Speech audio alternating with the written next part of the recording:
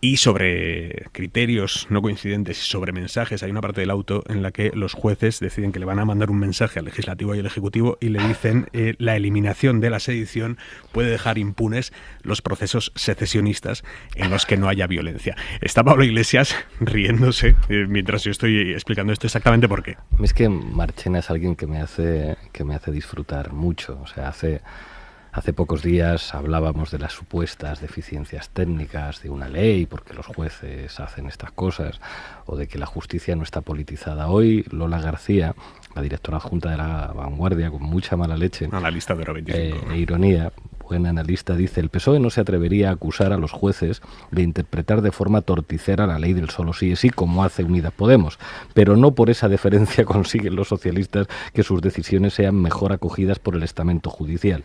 El enfrentamiento siempre latente se evidencia en los escritos como el que hoy ha emitido el Tribunal Supremo sobre los líderes del proceso. Hay que decir las cosas como son.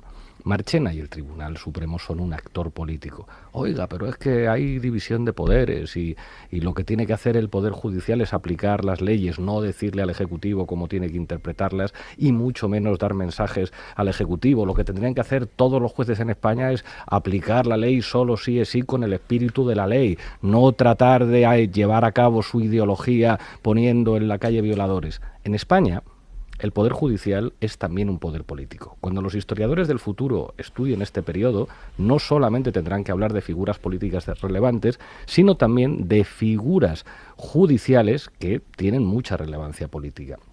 Desde el momento en el que se judicializa el conflicto político catalán, buena parte de la judicatura, de las altas magistraturas, llegan a la conclusión de que ellos tienen un papel político, que es salvar la unidad de España frente a lo que puede hacer un gobierno socialcomunista. Eso lo piensan muchos jueces, los que forman parte del Tribunal Supremo, del Consejo General del Poder Judicial, etcétera. Hay una parte conservadora de la magistratura que hace política permanentemente. A mí un profesor de la Facultad de Derecho, Enrique Olivas, me dijo algo, y es: si vosotros, porque éramos estudiantes organizados, hacíamos política, si queréis cambiar de verdad la realidad, haceos jueces o fiscales. El problema es que buena parte de los que se hacen jueces o fiscales lo que quieren es que no cambie la realidad. Y ahora a ver qué hace el gobierno, porque esto es lo mismo pues que si querían una cosa, si no tiene que pero hacer ocurre nada otra. El gobierno, José Pablo Manuel. Iglesias, venga. Pero si eso es un Si pacto estamos de de acuerdo Venga, en que las señores, que leyes habéis se tenido ya cumplen dos y las intervenciones interpretan cada los uno. tribunales. Habéis Hombre, tenido dos si se intervenciones derogan, cada no se uno. cumplen. Vamos allá, Iglesias. Lo primero, dos consideraciones jurídicas. La primera, para interpretar una ley no basta atender a la letra de la ley. Hay una serie de elementos imprescindibles para su interpretación: el elemento gramatical, que es la literalidad de la ley, el elemento histórico, el elemento lógico, el elemento sistemático y el elemento teleológico, que es la voluntad de la ley. Es decir, claro que el espíritu de la ley es fundamental y claro que los jueces, si aplican el derecho como buenos juristas, tienen que aplicar la ley atendiendo a la voluntad y al espíritu de la ley. Segunda consideración jurídica. El derecho es la expresión racionalizada de una correlación de fuerzas, y esto lo sabe cualquiera que haya pasado por una Cámara Legislativa. Los diputados se tienen que poner de acuerdo o no en función de su correlación, porque a veces hay quien tiene mayoría y no se tiene que poner de acuerdo con nadie, entonces no hay mucha correlación de fuerzas, hay básicamente una fuerza que impone su criterio e impone el derecho, que es una manera de racionalizar o una correlación de fuerzas o a quien no tiene ninguna necesidad de correlacionar y de pactar con nadie. A partir de aquí, ¿qué es lo que estamos discutiendo ahora? ¿Esto de qué va? Esto va básicamente de si entendemos que el derecho tiene que ser un instrumento para combatir a los independentistas catalanes o entendemos que el derecho no puede ser un instrumento para combatir a los independentistas catalanes. ¿Qué es lo que pensamos los de izquierdas? Que el independentismo catalán se le podrán hacer muchas críticas, pero que no es violento. Y como no es violento y es un movimiento democrático, no es legítimo utilizar el derecho para combatir al independentismo catalán. Y por lo tanto hay que cambiar la ley.